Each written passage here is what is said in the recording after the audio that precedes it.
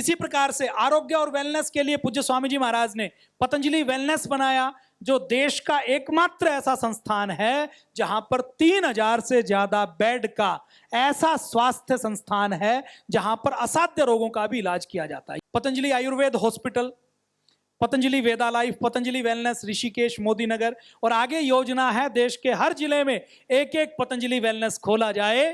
स्वदेशी के संस्थान, पतंजलि ने केवल स्वदेशी की बात नहीं की, केवल विदेशी कंपनियों की आलोचना नहीं की, केवल स्वदेशी का विचार नहीं दिया, बल्कि जब स्वदेशी की बात होती थी और जब लक्स का साबुन की ऐड आती थी, लक्स साबुन की पैकेजिंग देखता था व्यक्ति, और जब लक्स साबुन को व्यक्ति देखता था और उसके बदले में जब कोई स्वदेशी का बना हुआ साबुन देखता था तो व्यक्ति को लगता था कि स्वदेशी का साबुन तो विदेशी कंपनियों की टक्कर का नहीं बना हुआ, इसकी पैकेजिंग अच्छी नहीं है, इसके अंदर खुशबू अच्छी नहीं है, इसकी क्वालिटी अच्छी नहीं है। तो पूज्य स्वामी जी महाराज ने विदेशी कंपनियों से अच्छी गुणवत्ता के सस्ते स्वदेशी उत्पाद उपलब्ध करवाकर विदेशी कंपनियों का बिस्तर गोल करने का काम किया है। विदेशी कंपनियां कितनी खतरनाक हैं, इसके बारे में बहुत बार पूज्य स्वामी जी महाराज ने हम सबको मार्गदर्शन दिया है, उसके कई वीडियो यूट्यूब पर आपको मिल जाएंगे। कोलगेट नाम की कंपनी 1938 में केवल 1.5 लाख रुपए लेकर आई। कितना लेकर आई? 1.5 लाख रुपए। 1.5 लाख में आज आपका कमरा नहीं बनता घर का। कमरे के अंदर प्लास्टर करवाओ, पेंट करवाओ तो इंटीरियर नहीं हो सकता एक कमरे का। हो सकता है क्या? 1.5 लाख में आप गाड़ी नहीं खरीद सकते। 1.5 लाख में केवल एक स्कूटी आती है आज, या मोटरसाइकिल आती है। तो उतने पैसे लेकर 1938 में आई, और आज हर साल एक विदेशी कंपनी कोलगेट 5000 करोड़ से ज्यादा की लूट करके हमारे देश से ले जाती है। और हमारे देश के लोगों के दांत कोलगेट और ब्रश आने के बाद ज्यादा खराब हुए हैं, उससे पहले हमारे देश के लोगों के दांत खराब नहीं थे। तो स्वदेशी के संस्थान पूज्य स्वामी जी महाराज ने खड़े किए। Divya pharmacy, Patanjali Ayurved limited, Patanjali food and herbal park, Patanjali Tezpur Assam, Patanjali Maharashtra Nawasa, Patanjali दूध डेयरी, पतंजलि परिधान, पतंजलि सोलर एनर्जी, ये हमारे स्वदेशी के संस्थान हैं जो जड़ी बूटियां खरीदते हैं, दवाइयां बनाते हैं, किसानों को स्वावलंबन देने का काम करते हैं। अगर हम स्वदेशी की बात करें तो कई घंटे का लेक्चर इसके ऊपर भी हो सकता है। एक एक षड्यंत्र की बात करें, गिलोय की बात करें, रिसर्च की बात करें, डॉक्टर अनुराग जी एक दिन आपके पास आएंगे और वो जो रिसर्च का काम चल रहा है वो भी एक दिन आपको बताएंगे। अब हमारे ये जो ट्रस्ट हैं, इन ट्रस्टों का आपको परिचय करवा देते हैं। हमारा पुराना ट्रस्ट है, ये जो लाल बिल्डिंग है ये वही क्रांतिकारियों की बिल्डिंग है जहां पर रास बिहारी बोस आए थे, कनखल में। ये पतंजलि योगपीठ फेज 1, पतंजलि योगपीठ फेज 1 की आप एरियल व्यू देख रहे हैं। ये राजीव दीक्षित भवन जो संगठन का मुख्यालय है, सभी संगठनों का मुख्यालय राजीव दीक्षित भवन है। पतंजलि रिसर्च फाउंडेशन, जहां पर 500 से ज्यादा वैज्ञानिक रिसर्च करने का काम करते हैं। वर्ल्ड हर्बल इंसाइक्लोपीडिया बनाना हो, गिलोय, अश्वगंधा, तुलसी, नीम, सारी जड़ी बूटियों के ऊपर रिसर्च करनी हो, वो सारा काम चल रहा है। एक एक जड़ी बूटी के ऊपर खोज करना, उसको संरक्षित करना। जो मशीनें देश में आईआईटी, आईआईएम या वैज्ञानिक शिक्षण संस्थानों के पास भी नहीं है, वो सारी मशीनें पतंजलि योगपीठ के अंदर उपलब्ध हैं। आप जब कहते हैं ना पतंजलि का पैसा कहां जाता है, पतंजलि एकमात्र ऐसी कंपनी है जिसका सारा प्रॉफिट केवल और केवल चैरिटी के लिए है। पतंजलि का 1 रुपया भी कोई व्यक्ति अपने व्यक्तिगत प्रयोग के लिए खर्च नहीं करता। पतंजलि का 100% प्रॉफिट केवल और केवल चैरिटी के लिए है। कोई भी प्रॉफिट किसी व्यक्तिगत प्रयोग के लिए नहीं है। तो ये पतंजलि रिसर्च में एक एक चीज की जब रिसर्च करते हैं तो 100 करोड़ रुपए खर्च होते हैं। महंगे महंगे इक्विपमेंट लाने हो, ये वर्ल्ड हर्बल एनसाइक्लोपीडिया, ऐसी लगभग 50,000 से ज्यादा पेंटिंग्स बनाई गई हैं। कई किलोमीटर लंबे कैनवास के ऊपर पेंटिंग बनाई गई है ताकि आने वाले समय में हमारे जड़ी बूटियों की पहचान हो सके। वर्ल्ड हर्बल एनसाइक्लोपीडिया से लेकर chemistry lab, biology lab, microbiology lab, nano technology lab, animal facility, चूहों के ऊपर आयुर्वेद की दवाओं का सबसे पहले ट्रायल करने का काम यदि किसी ने किया है तो पतंजलि योगपीठ ने किया है। Plant identification lab, world herbal encyclopedia, 1 lakh से अधिक पन्नों का एक एनसाइक्लोपीडिया बन रहा है जो पूरी दुनिया में सबसे पहले पतंजलि योगपीठ ने बनाया है, जिसमें पूरी दुनिया में जितने भी पेड़ पौधे वनस्पतियां हैं, जो चाहे पानी के अंदर पाई जाती हो, चाहे जमीन पर पाई जाती हो, चाहे गुफाओं में पाई जाती हो या पहाड़ों पर पाई जाती हैं, सबका विवरण उसके अंदर दिया गया है। पतंजलि ग्रामोद्योग नाश के माध्यम से गाय के ऊपर रिसर्च हो रही है। गोरक्षा के लिए देखिए, गोरक्षा, गौशाला से गोरक्षा हो सकती है क्या? गोरक्षा तब होगी जब सारी गौशालाएं बंद हो जाएंगी। पुराने समय में, भगवान श्री कृष्ण के समय, गौशाला कोई नहीं थी। हर व्यक्ति के पास हजारों गायें थी। हर व्यक्ति, हर परिवार, हर राजा, हर किसान और हर वैश्य, हर व्यापारी गाय का पालन करता था। और किसी व्यक्ति का आकलन इससे होता था कि ये कितना अमीर है, इसका मतलब इसके पास कितनी गायें हैं। जब हर किसान गाय पालेगा तो गोरक्षा होगी।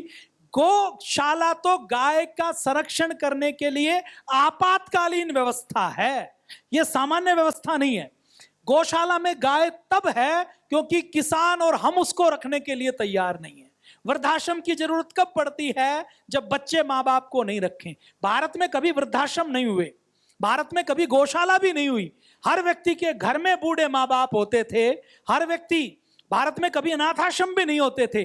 गांव का कोई बच्चा अनाथ होता था तो गांव के बच्चे के माता पिता मर सकते हैं, कुटुंब नहीं मरता था। चाचा, ताऊ, बुआ, फूफा, मामा, वो ये मानते थे कि इस बच्चे का लालन पालन करना मेरी जिम्मेदारी है, तो बच्चा अनाथाश्रम में नहीं जाता। और कोई नहीं होता था तो पड़ोसी लालन पालन करता था, मंदिर लालन पालन करता था, गांव का समाज लालन पालन करता था, राजा लालन पालन करता था, लेकिन अनाथाश्रम नहीं होते थे। ये अनाथाश्रम, ये वृद्धाश्रम, ये ओल्ड एज होम, ये पश्चिम का कॉन्सेप्ट है, ये सनातन का और हमारे भारत का कॉन्सेप्ट नहीं है। तो पतंजलि में गौशाला भी चलती है, गौशाला भी अच्छा कर रहे हैं। आज गौशाला की आवश्यकता है, लेकिन पतंजलि की योजना क्या है? हर विदेशी हो गई गाय को भी स्वदेशी बनाना है। वो कैसे बनेगी?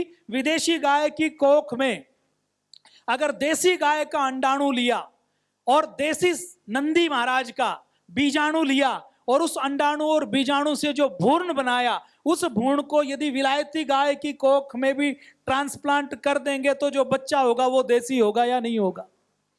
अब गाय क्यों नहीं रखते? क्योंकि गाय दूध 2 लीटर 4 लीटर देती है। किसान यदि गाय रखेगा तो 2 लीटर 4 लीटर दूध में उसका गुजारा नहीं हो पाएगा और गाय को चारा वो खिला नहीं पाएगा, क्योंकि खेती में चारा नहीं हो रहा। हाइब्रिड फसल होती है तो फसल आपने देखा होगा कि जो गाय का हिस्सा होता था, गेहूं की बाली से नीचे वाला, वो हिस्सा खत्म हो गया।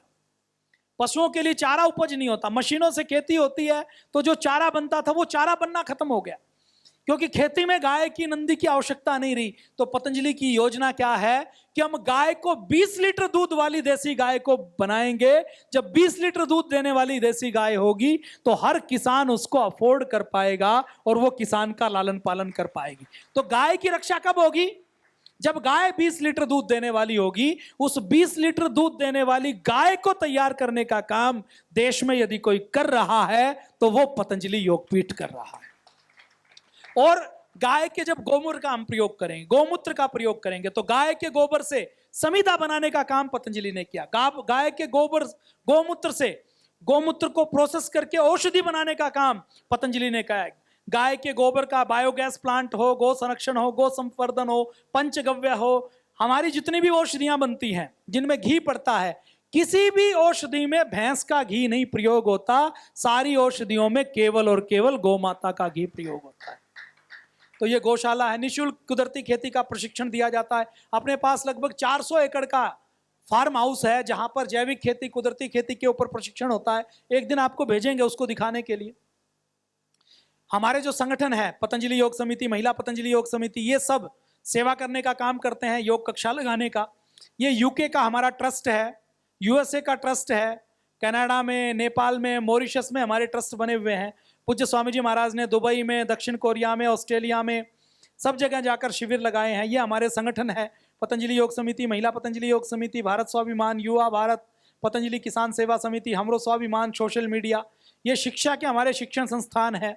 पतंजलि गुरुकुलम जो लगभग 300 करोड़ की लागत से यहाँ पर बनाया गया है। आप शाम को भोजन करने के बाद ना, अंदर तो नहीं जाना है, लेकिन आप भोजन करने के बाद जब जहाँ बड़ा हॉल है ना, उसी में आगे की ओर जब जाएंगे अंदर की ओर, तो आपको 100 मीटर चलने के बाद लेफ्ट साइड में एक भव्य बिल्डिंग दिखाई देगी। तो उसको बाहर से ही आप देखकर कभी भी आ सकते हैं।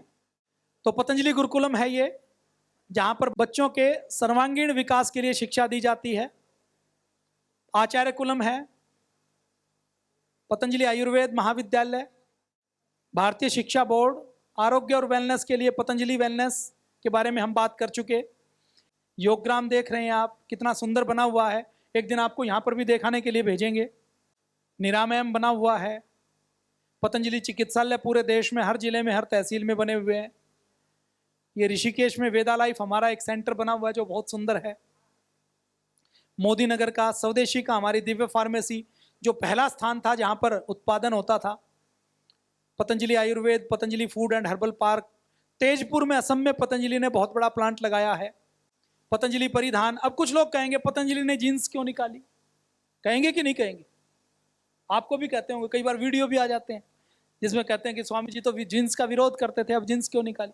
अच्छा, आप ये ईमानदारी से बताइए, आज हमारे घरों में भी हमारे बच्चे कभी कभी जीन्स पहनते हैं कि नहीं पहनते? अच्छा, जब जीन्स कॉलेज में जाने वाला युवा जींस नहीं पहनता, वो धोती कुर्ता पहनने में गौरव अनुभव करे, इस स्तर तक लाने में 10-20 साल लगेंगे कि नहीं लगेंगे?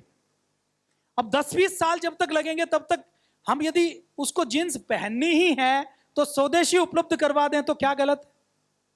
जब उसको पहननी है कि जींस तो 500 रुपए में, 1000 रुपए में लुधियाना में बननी है, उसके ऊपर विदेशी कंपनी अपना ठप्पा लगाएगी तो 5000 की बेचेगी।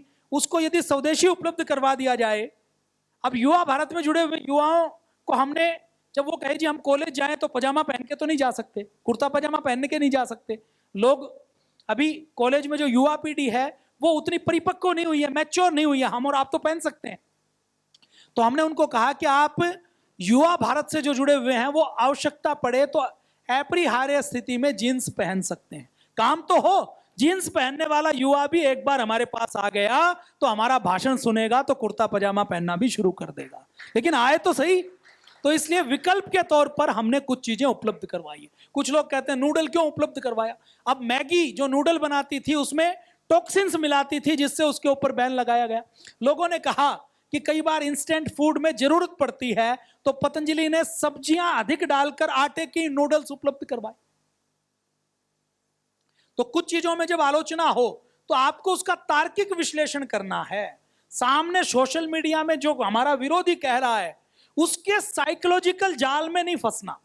साइकोलॉजिकल ट्रैप फैलाए जाते हैं, शब्दों का चयन ऐसा किया जाता है कि व्यक्ति उलझ जाता है कि ये तो ठीक कह रहा है, इसका मतलब तो ये गलत है। सोलर के बारे में सारी पतंजलि की सेवाएं चल रही हैं। भरवा सॉल्यूशन आईटी की, पतंजलि गन्ना खरीदता है, जड़ी बूटियां खरीदता है, आपदा में सेवा करता है, राहत में सेवा करता है। केदारनाथ की आपदा हो या बिहार की बाढ़ हो, सब जगह पतंजलि सेवा करने का काम करता है। कई Guinness book of world record Patanjali के नाम है। ये मैं सारी चर्चा तो बहुत लंबी हो जाएगी। योग संदेश के नाम से पत्रिका पतंजलि निकाली जाती है। सोशल मीडिया में पतंजलि एक बड़ा काम कर रही है। ऐसे 5-5 लाख लोगों के अंतर्राष्ट्रीय योग दिवस पतंजलि ने करने का काम किया है। मुंबई का आतंकी हमला हो, हजारों लाखों हर साल पेड़ों का वृक्षारोपण हो, उन सब कामों को करने का काम पतंजलि कर रहा है। सोशल मीडिया में भी पूज्य स्वामी जी और पूज्य आचार्य जी की स्टैंडी लगी हुई है। आप सबको पतंजलि के सोशल मीडिया से भी जुड़ना है। पूज्य स्वामी जी और पूज्य आचार्य जी को आपको सुबह समय नहीं मिले तो दिन में किसी भी समय उनके फेसबुक, यूट्यूब, ट्विटर के ऊपर जाना है, लाइक करना है और कोई एक कमेंट, प्रणाम गुरुदेव, जय श्री राम, वंदे मातरम, करो योग रहो निरोग, या आपने कमेंट में देखा किसी ने कुछ गलत लिखा है तो उसको उत्तर देने का काम आपको जरूर करना है। तो सोशल मीडिया में भी 5 करोड़ से अधिक लोग पतंजलि से जुड़े हुए हैं। उसकी भी बातचीत करेंगे आपको और विस्तार से समय मिला तो बताएंगे। नहीं तो आपको मूल रूप से क्या करना है, सोशल मीडिया के सारे पेजेज को लाइक करना है, फॉलो करना है और शेयर करना है। हाँ, जैसे इन्होंने कहा कि गाय का घी पतंजलि बनाती है, तो इतना गाय का घी कहां से आता है? फिर दूसरा सवाल आता है कि पतंजलि के गाय का घी हम दूध लेकर घर में बनाएं तो 40 रुपए लीटर दूध खरीदें, 25 किलो दूध लेंगे तो गाय का 1 किलो घी बनेगा। अब 25 किलो दूध हुआ 40 रुपए लीटर के हिसाब से कितने का हो गया? 1000 रुपए का। तो पतंजलि 650 में कैसे देती है? अब 2 सवाल आते हैं। पहली बात तो इतना गाय का घी कहां से आता है, नकली है। दूसरी बात आती है, अगर ये गाय का घी है भी तो ये गाय का घी इतना सस्ता कैसे है? लोग तो सोशल मीडिया में बिलोना का नाम से, दूसरे नाम से 1500 रुपए, 2000 रुपए लीटर बेचते हैं। तो ये पतंजलि का गाय का घी तो जरूर गड़बड़ है, बाकी सब कुछ ठीक हो सकता है। सोचते हैं कि नहीं सोचते? आपकी तरह, अगर मैं भी आपकी तरह नया होता तो ऐसा ही सोचता। तो है जी, हाँ, पाम ऑयल मिलाते होंगे। अब जो गाय का घी है उसमें मिलावट किस चीज की होगी? गाय के घी में या तो किसी पशु के दूसरे घी की मिलावट होगी, या पशु की चर्बी की मिलावट होगी, या गाय के घी में किसी वनस्पति तेल की मिलावट होगी। वो सरसों का हो सकता है, पाम ऑयल हो सकता है, वो तिल का हो सकता है, वो किसी और तेल का हो सकता है। तो मिलावट किसे कहेंगे? जो चीज जैसी है उसमें बाहर की किसी ऐसी चीज की उपस्थिति जो उसमें नहीं होनी चाहिए। पतंजलि के गाय के घी का कोई भी सीलबंद सैंपल आप ऑथराइज दुकान से, किसी ऑथराइज स्टोर से बिल के साथ आप खरीद लें, उसको दुनिया की किसी लैब में दे दें। किसी भी लैब में आप यदि टेस्ट करके घी के किसी एक पैकेट में भी आप कमी निकाल दें तो हम आपको हजारों रुपए का इनाम देने वाले हैं। अब आपके मन में सवाल आएगा कि ठीक है, आपकी बात पर भरोसा है, हम भी मानते हैं कि पूज्य स्वामी जी गलत नहीं कर सकते, और पूज्य स्वामी जी गलत करेंगे तो कांग्रेस की सरकार थी, उस समय भी गाय का घी आता था। जब वो मौका देख रहे थे किसी के स्वामी जी को, तो हम पतंजलि के ऊपर बुलडोजर चलाएं, तो गाय के नकली सैंपल भर के तो वो कर सकते थे ना, पतंजलि पर बैन लगा सकते थे, लेकिन वो भी नहीं कर पाए। क्यों? क्योंकि घी में कोई कमी है ही नहीं। तो अभी भी इस देश के अंदर 20 करोड़ गायें हैं। कितनी? 20 करोड़। उसमें कुछ देसी गायें हैं, कुछ मिक्स गायें हैं जो संकर नस्ल की हैं, उनकी विलायती सीमन के साथ उनको गर्भित कर दिया गया और उससे जो बच्चियां हुई वो पूरी तरह से देसी नहीं रही।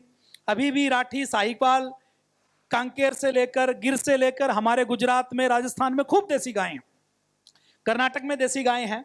तो उन गायों का दूध किसान प्रयोग करता है, डेयरियां उन गायों का दूध खरीदती हैं।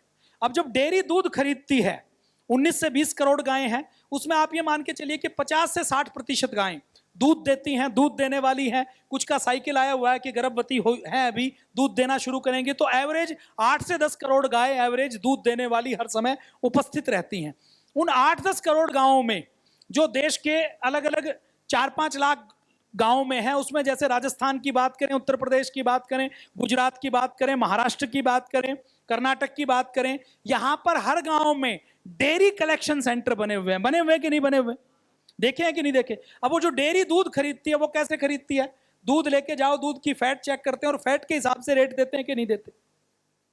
अब जितनी ये गायें हैं उनके किसान दूध निकालते हैं, कुछ किसान तो खुद प्रयोग कर लेते हैं, बाकी जो बड़े किसान हैं जिनके पास 2-3 पशु हैं, वो गाय के दूध को डेयरी पर लेकर जाते हैं और डेयरी में उस दूध को बेच देते हैं।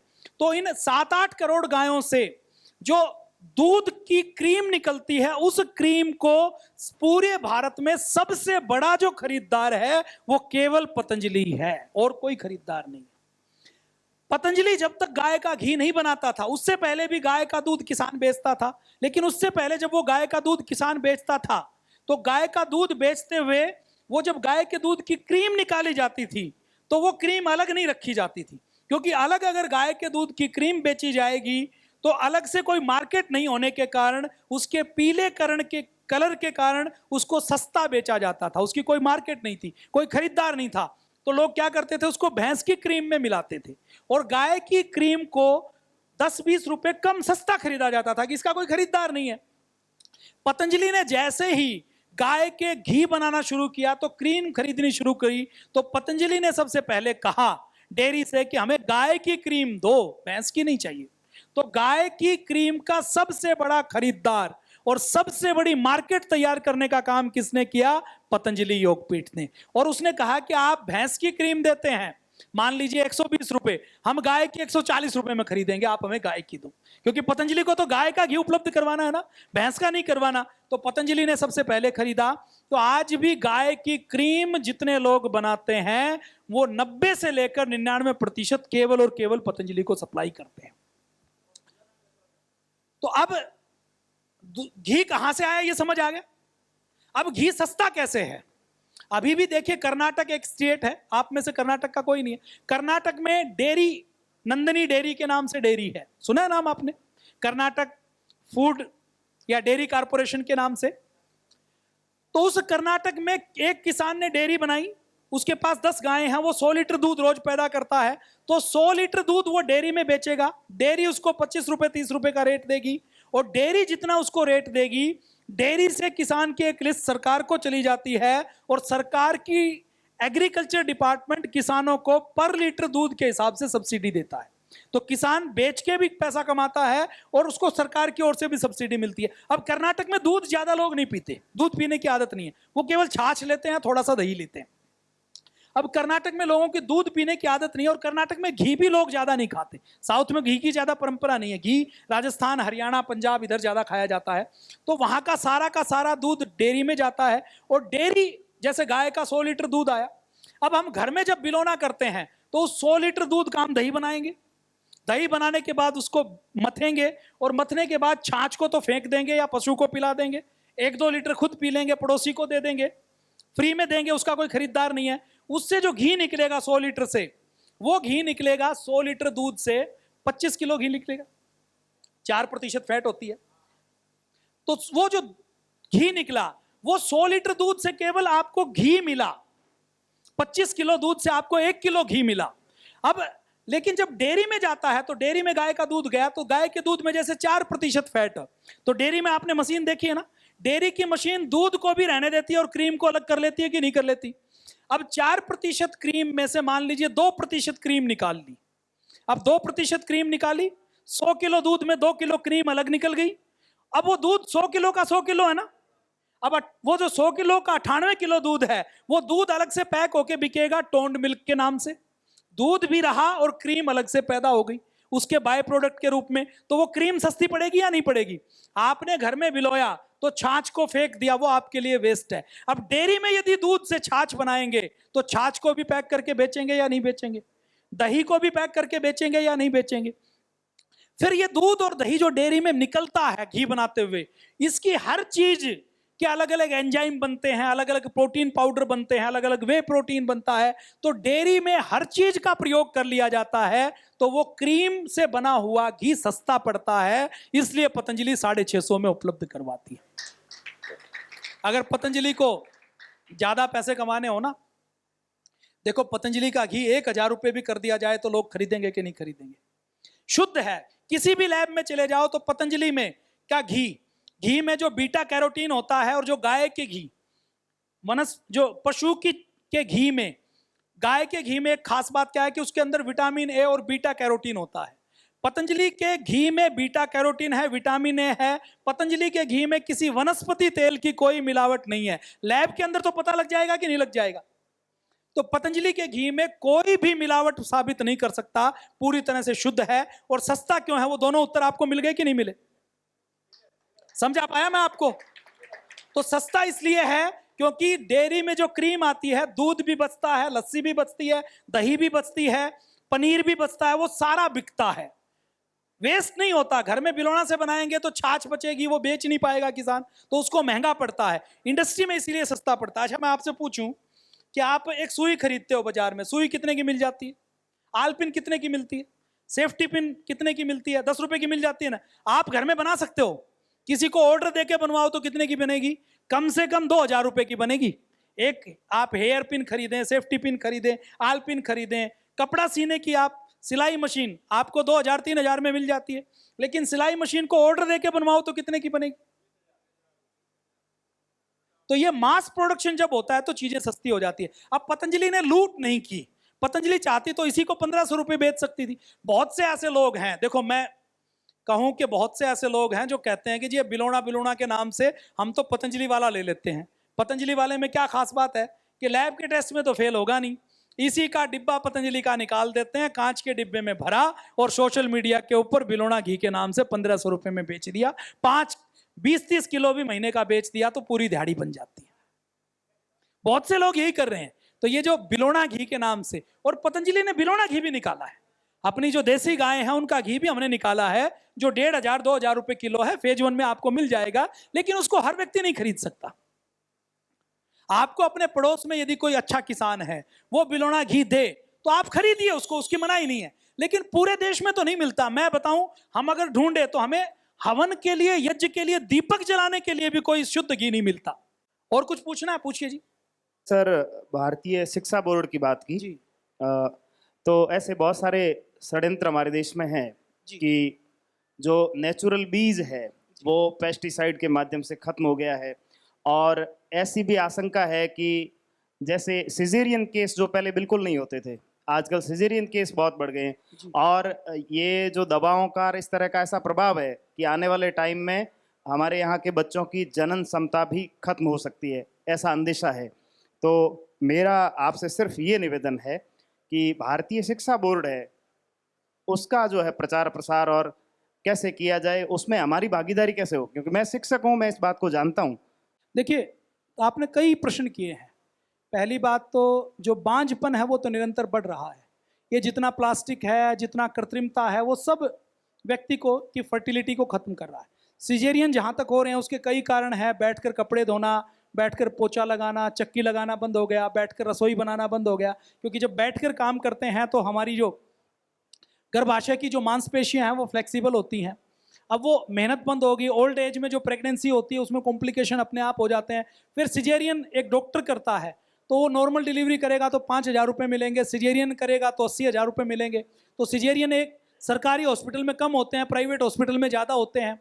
अमीर लोगों के ज़्यादा सिजेरियन होते हैं, जो गाँव के अंदर सिजेरियन कम होते हैं। तो ये बहुत से विषय हैं, इनके ऊपर एक एक के ऊपर चर्चा करें तो कई घंटे की चर्चा हो सकती है। भारतीय शिक्षा बोर्ड में आपको कल बताया जाएगा कि आप क्या कर सकते हैं। पहला आप क्या कर सकते हैं कि आप प्रचार प्रसार कीजिए, चर्चा कीजिए कि भारतीय शिक्षा बोर्ड में बच्चे को पढ़ाएं। आपके स्कूल, आपके बच्चे किसी प्राइवेट स्कूल में पढ़ते हैं तो उनको कहिए कि वो भारतीय शिक्षा बोर्ड के स्कूल में पढ़ें। अपने स्कूल को बोलिए कि वो भारतीय शिक्षा बोर्ड से जुड़े, और जो स्कूल भारतीय शिक्षा बोर्ड से नहीं जुड़े उसको कहिए कि वो कम से कम पाठ्यक्रम लगाए। बस ये अंतिम प्रश्न लेंगे, बाकी आप लिख के दे दीजिए। जब मैं दोबारा आऊंगा तो उन प्रश्नों का उत्तर दे दिया जाएगा। पूज्य स्वामी जी को प्रणाम, श्रद्धेय आचार्य जी को और स्वामी जी को सादर प्रणाम करता हूँ। मैं दिल्ली में एक मेगा मॉल की तरह और सेंटर खोलना चाहता हूँ, तो उसके लिए कुछ सुझाव। इसके लिए हम आपको एक दिन बताएंगे। देखिए, जो और दूसरे काम है, कोई डिस्ट्रीब्यूटर बनना चाहता है, कोई आरोग्य केंद्र लेना चाहता है, तो ये सारी चीजें आपको एक दिन हम लिखवा दिए जाएंगे। इनके नंबर जो आपको डायरी दी गई है ना, उस डायरी के लास्ट में एक पेज है, उस पेज में ये सारे नंबर दिए हुए हैं। तो संबंधित संस्थान में, विश्वविद्यालय में, आचार्य कुलम में, गुरुकुलम में प्रवेश लेना है, पतंजलि में बुकिंग करवानी है, क्योंकि बहुत सी चीजें हैं ना, सारी चीजें संगठन नहीं देखता, हम केवल संगठन की सेवा का काम देखते हैं। तो उन नंबरों के ऊपर आप संपर्क कर सकते हैं। बोलिए भारत माता की।